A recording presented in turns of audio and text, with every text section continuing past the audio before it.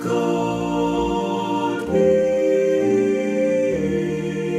my hand and in my understanding, God in my eyes and in my looking, God in my mouth and in my spirit.